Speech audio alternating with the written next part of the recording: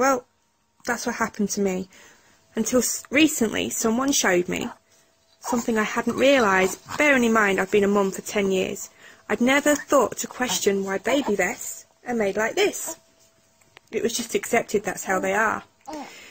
So, picture it again. Imagine you've got that punami. Yeah, we don't need the sound effects, Moomin. Right, I'm going to show you why they're made like this, and I'm going to do it one-handed because obviously I'm filming it. They're made like this so you can roll it down. Look, one arm easily out already. Let's move on to the other one.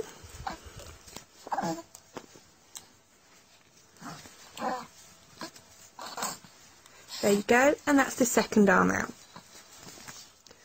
Now, so you don't have to put it over the head at all, you just roll it down until it comes off. And there you go, you have a filthy vest